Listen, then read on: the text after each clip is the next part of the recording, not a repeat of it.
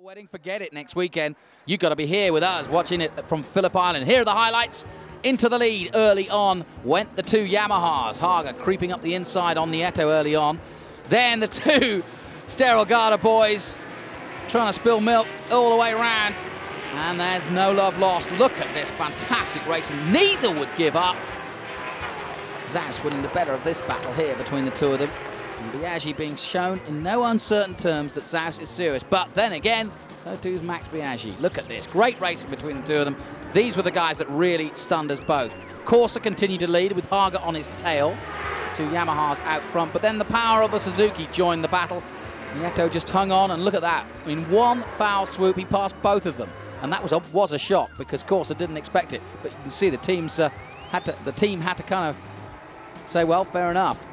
Corsa tried to come back, and the battle continued. Meanwhile, Max Biaggi in fourth place. You can see there, number 3, caught up. As the race continued, Fonsi losing a place or two and going backwards slightly, but then staying with it. And again, in that first corner, first of all going past Haga, Tardozzi impressed. Biaggi staying with it, and look at that for a move. We said it was hard to overtake. Biaggi made it look easy. Haga started to go backwards, but that could be due to the fact that he was suffering from a wrist injury from the race before. Through went Max Biaggi on Corsa to pick up the lead. Corsa 2 starting to fade at this point. Halfway through the race, and again muscling through. No love lost as Zaus is determined. Corsa stayed there as long as he possibly could. Meanwhile, Biaggi was getting away. Bayliss knew it, so too did Zaus, because he went in pursuit of his teammate. Bayliss wasn't quite finished just there. But as we came down to the closing stages, the Sterile Garda boys were at it again, and no one could believe in their pit that it was still fighting for every inch of the track. Zaus was quite brilliant, and I'm amazed Nieto just hung on in there, and as you can see, scrapped with them all the way to the end. Finally, whizzing by on the main straight to take the lead. A little bit of smoke coming off the tyres, perhaps giving the Sterile Garda boys some hope. But as Francis Bader watched on, his young new rider, Fonsi Nieto, has repaid the confidence they have in him to come over the line. A Spanish 1-2 in the desert. Fonsi Nieto's first ever win in World Superbikes. And the Sterile Garda boys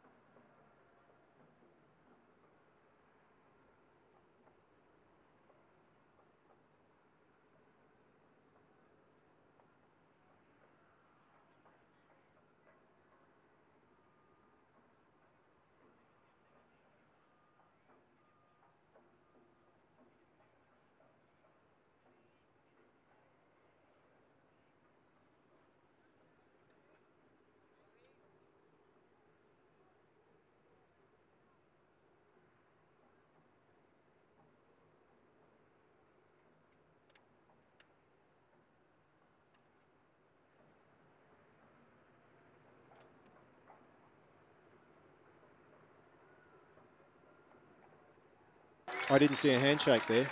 Oh, I didn't see a handshake either. I don't think there will be one. Really? No, I really don't think there's any love lost. They are so different, those guys. Definitely. You know, definitely chalk different. and cheese. But you can actually see the size difference there between Max and Well, yeah, they're physically different too. It's not very often you get two guys with the same level, the same sponsors up there. It's a good comparison. Yeah. And Fonsi Nieto is also a pocket rocket. I'll tell you what, it's been a while since we haven't had an Australian on the podium as well. I thought you might say that. We thought it was going to be Australia Day. Well, it was looking like it at first, wasn't it? Yeah. Bayliss actually failed a bit in that race towards the end. He was right there, caught up, but to me it looked like he might have burned himself out. He probably, this race meeting will have done him good. Ruben wants somebody to join him. Oh, he wants some shades. Future's so bright, he's got to wear shades. Well, he's got them on top. He's just making sure the sponsors are happy. That's it. Smart man. What brand are those shades? I don't know. I'm sure he'll tell us. Out come the prizes then. And I'll tell you what, I think Fonsi might remember that one. I think he might clear a place in the middle of his trophy cabinet up the top for that one. Alatia, Khalifa Alatia, Nasser Khalifa Alatia, who has been a real key figure in making sure that the races come to Qatar, stay in Qatar. And this is what, our 4th year here now. And it's been a successful entry into it. Obviously, Qatar not known for its motorsport and still learning the way, but they've got MotoGP coming here at night, and the wig goes on for Fonsi. I don't know what it is with the Spanish and those wigs, but they seem to like them.